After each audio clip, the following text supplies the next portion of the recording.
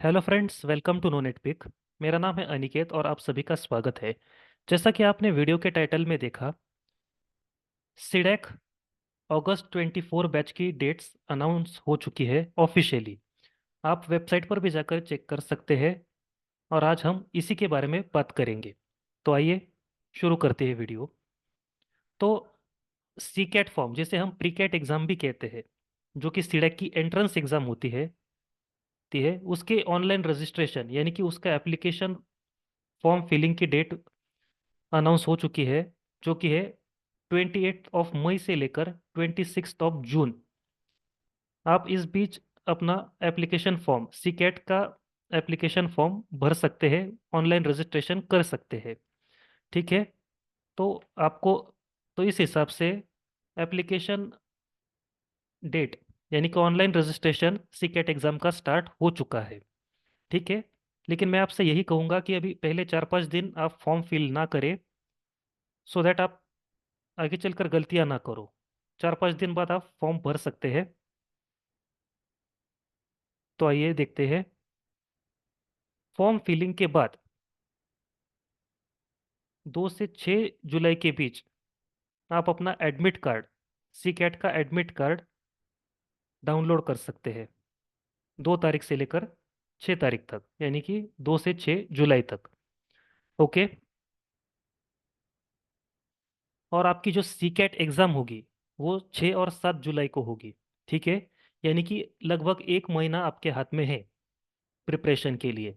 ठीक है। आपको अभी से प्रिपरेशन स्टार्ट करना होगा। जिन्होंने अभी तक प्रिपेयर नहीं किया है और जिन्होंने अभी अभी डिसाइड किया है कि वो सिलेक्ट करने वाले हैं, उनके हाथ में 1 महीना अभी है। तो आपको उस हिसाब से प्रिपरेशन स्टार्ट करना है। ठीक है। एग्ज़ाम 6 और 7 जुलाई को होगी। 2 बैचेस में होगी, मॉर्निंग स्लॉट और आफ्टरनून स्लॉट। ठीक है। अभी जब आप एडमिट कार्ड देखेंगे तो उसके हिसाब से आपकी बैच आपको मिल जाएगी, या तो आफ्टरनून स्लॉट में होगी या फिर मॉर्निंग स्लॉट में। ठीक है। तो 28 तारीख से लेकर 26 तारीख तक, यानी कि 28 मई से लेकर 26 जून तक आप ऑनलाइन रजिस्ट्रेशन कर सकते हैं। ठीक है।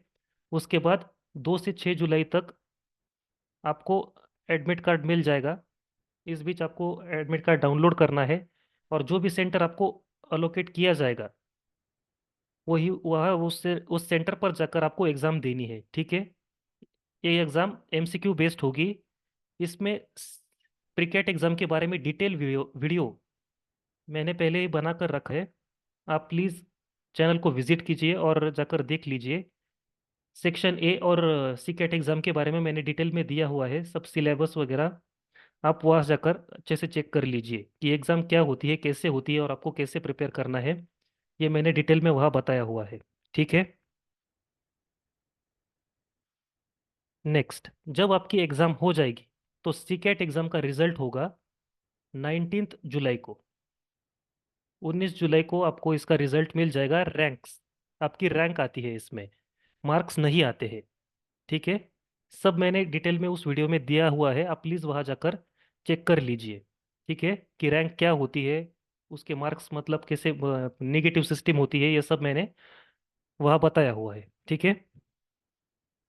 उसके बाद एक बार जब आपकी रैंक आ जाएगी, रिजल्ट आ जाएगा, तो फर्स्ट राउंड 19 से लेकर 29 जुलाई तक होगा। अब फर्स्ट राउंड सीट एलोकेशन का, इसके लिए आपको सबसे ज़्यादा ज़रूरी है कि आप सीकेट एग्ज़ाम अच्छे से दें ताकि आपको अच्छा सेंटर मिले। ठीक है। आपको एग्ज़ाम अच्छे से ही देनी है, सीकेट के लिए आपको अच्छे से प्रिपेयर करना है, तभी जाकर आपको कोई अच्छा सेंटर मिलेगा, आपको कोई अच्छा इंस्टीट्यूट मिलेगा जहाँ से आप अपना सीडेक कोर्स आराम से कर सकेंगे और आपको अच्छी प्लेसमेंट मिल सके। ठीक है। इसीलिए आपको कोशिश करनी है कि आपकी रैंक अच्छे से अच्छी आए ताकि आपको बेस्ट, सबसे बेस्ट इंस्टीट्यूट मिले। ठीक है। आपकी कोशिश यही होनी चाहिए। ठीक है। और फर्स्ट राउंड का जो रिजल्ट होगा सीट एलोकेशन का, वो 31 जुलाई को होगा। उसी तरह सेकेंड राउंड, थर्ड राउंड। ठीक है। ये कुछ इंपॉर्टेंट डेट्स थी जो मैंने आपको बता दी। ये आपको वेबसाइट पर भी मिल जाएंगी, इसके बारे में मतलब कोई प्रॉब्लम नहीं है, इशू नहीं है। आपको बस मैं इतना बताना चाहता हूँ कि आपको प्रिपेयर करना स्टार्ट करना है। जिन्हें जिन जिन लोगों को सीरियसली सीडैक करना है, अभी से वो सीटेट के प्रिपरेशन के लिए अभी स्टार्ट कर दे, क्योंकि 1 महीना ही बचा है। 1 महीना और कुछ दिन है ऊपर, लेकिन आपको 1 महीना ही कंसिडर करके चलना है और उस हिसाब से प्रिपेयर करना है, ठीक है। मेरी आपसे यही रिक्वेस्ट है कि प्रिपरेशन प्लीज स्टार्ट कर दीजिए, ताकि आपको अच्छे से अच्छा इंस्टीट्यूट मिले, अच्छी रैंक आए और उस हिसाब से आपको अच्छे से प्लेसमेंट भी मिले, ठीक है। और आपका जो ये सीडैक का कोर्स होगा, वो 29 ऑफ अगस्त से शुरू हो जाएगा। 29 ऑफ अगस्त 2024, ठीक है। और ये एंड हो जाएगा 12 ऑफ फरवरी 2025 में, ठीक है। तो ये कोर्स का ड्यूरेशन है। इस बीच आपको अच्छे से प्रिपेयर करना है, अपना 100% देना है, ताकि आप अच्छे से प्लेसमेंट आपको मिल जाए, ठीक है। अब सीकेट प्रिपरेशन के बारे में हम बात करते हैं। अब देखिए, यहाँ पर हम सिर्फ बेसिक देखेंगे, क्योंकि इसका डिटेल सिलेबस, कितने क्वेश्चन आते हैं, कैसे आपको प्रिपेयर करना है, कौन सा टॉपिक कितना इंपॉर्टेंट है, ये सब हमने डिटेल में एक वीडियो में मैंने बताया हुआ है आपको। आप प्लीज़ वहाँ जाकर चेक कर लीजिए कि आपको कैसे प्रिपेयर करना है, ठीक है।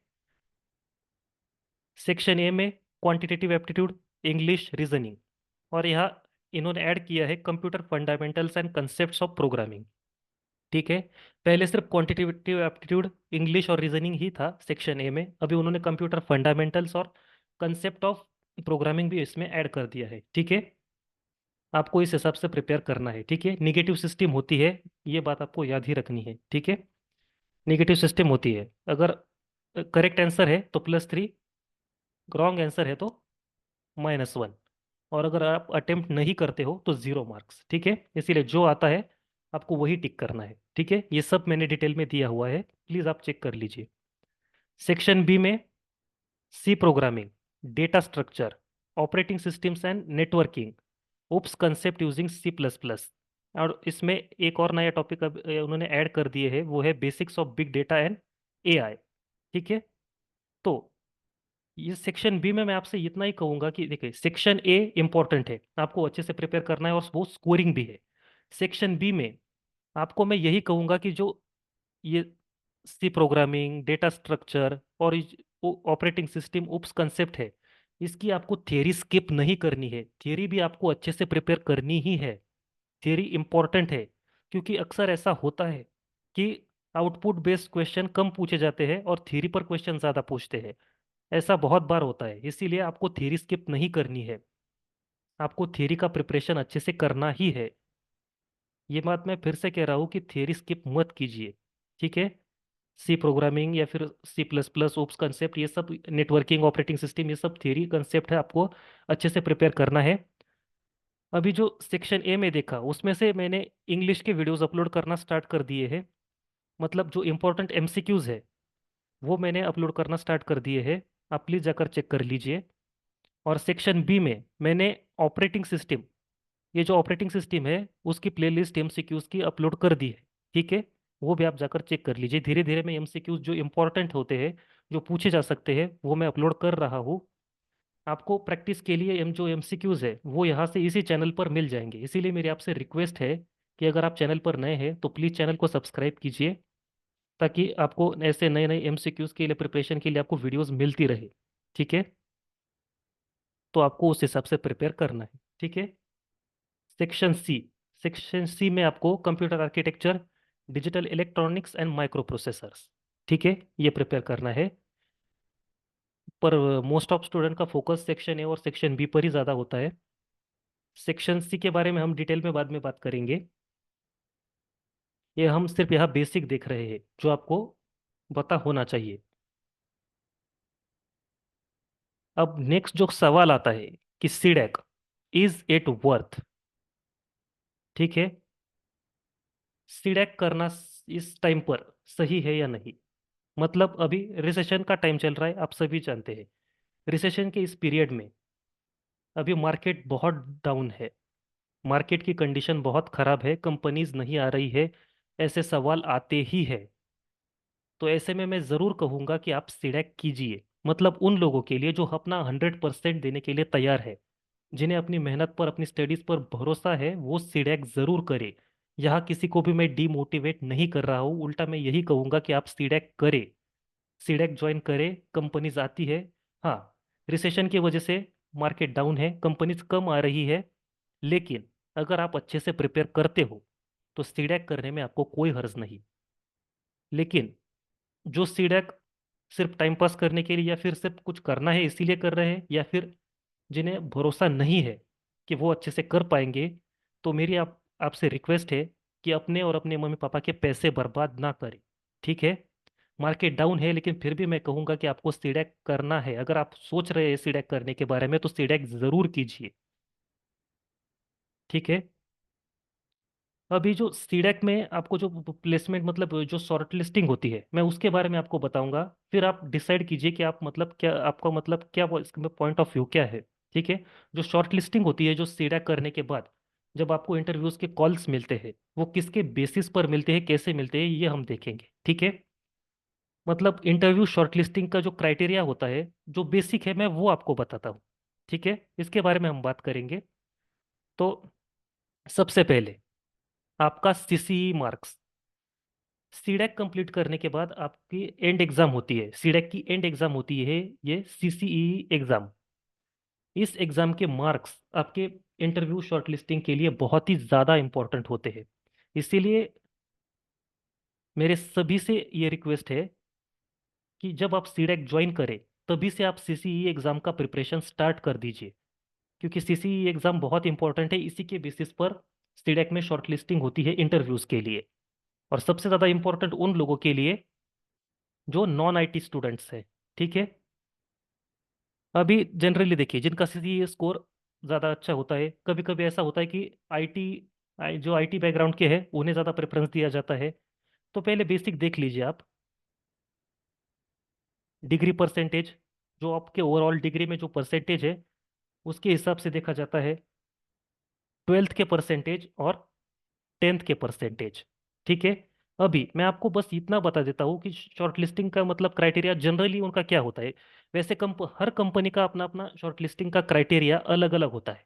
ठीक है, तो जनरली, तो देखिए, जिन्हें ट्वेल्थ में 80 के अबव परसेंटेज है, ये मैं सिर्फ बेसिक बता रहा हूँ, जो मतलब ऐसा होता है जनरली।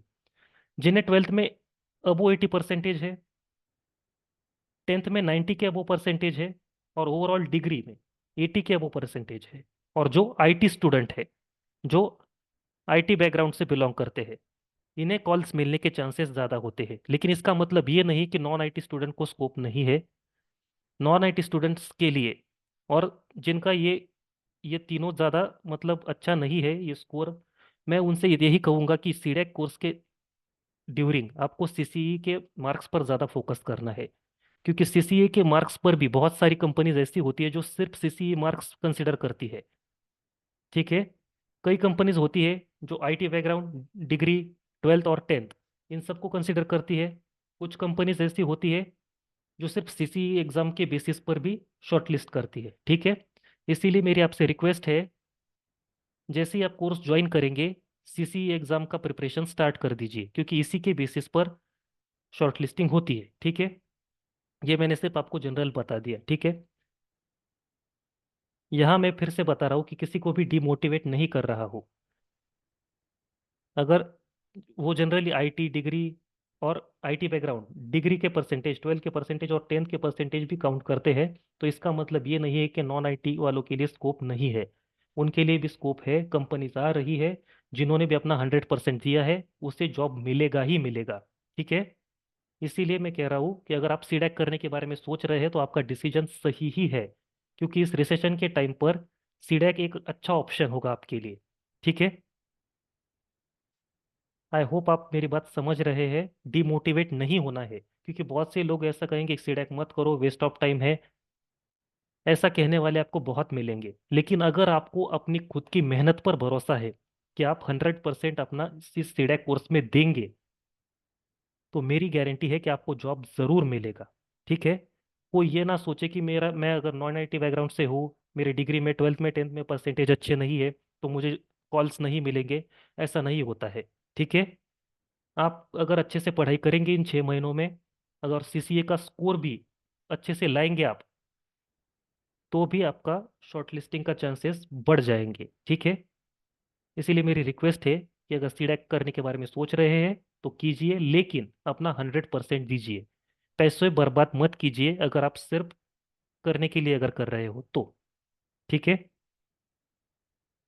सीसीए के बारे में हम डिटेल में देखेंगे। अब आप मेरे चैनल पर जाकर अच्छे से देख सकते हैं कि सीसीए पर वीडियोस मैंने बहुत सारे अपलोड किए हुए हैं, जो कि सीसीए एग्जाम के लिए ज़रूरी होते हैं, ज़रूरी एमसीक्यूज होते हैं, वो मैं अपलोड कर रहा हूँ। आपको यही से सब कुछ मिल जाएगा। इसीलिए मेरी आपसे रिक्वेस्ट है, प्री कैट एग्जाम हो चाहे आपका सीडैक का कोर्स हो, सीडैक के भी PG DAC, PG DTS, PG DBDA, DCSF, DMC, ऐसे सभी कोर्सेज का स्टडी मटेरियल यानी कि एमसीक्यू सीसीए एग्जाम के लिए मैं इसी पर अपलोड कर रहा हूँ। ठीक है। आई होप आप समझ रहे हैं। तो अगर आपको ये वीडियो ज़रा भी हेल्पफुल लगी हो तो प्लीज़ लाइक कीजिए, शेयर कीजिए और सब्सक्राइब कीजिए। Thank you for watching. For any query, अगर आपको कोई भी क्वेरी हो तो आप कमेंट बॉक्स में कमेंट करके मुझसे पूछ सकते हैं। कोई भी प्रॉब्लम हो, आप please feel free to ask. ठीक है। ऐसी वीडियोस हम लाते रहेंगे। मेरी आपसे बस इतनी रिक्वेस्ट है कि इस चैनल पर बने रहे और अपना प्रिपरेशन स्टार्ट कर दीजिए। सिर्फ 1 महीना बचा है। ठीक है। सी कैट एग्जाम अच्छे से दीजिए ताकि आपको अच्छे से अच्छा सेंटर मिले और आपके प्लेसमेंट के चांसेस भी बढ़े। ठीक है। एग्जाम अभी नज़दीक है, आपको प्रिपरेशन स्टार्ट कर देना चाहिए। ठीक है। All the best for your C CAT exam. और हाँ, एक और बात, कई लोग पूछते हैं कि जो सी कैट की जो रैंक होती है वो सीडेक में मतलब प्लेसमेंट के टाइम पर अफेक्ट करती है क्या? तो इसका जवाब है नहीं।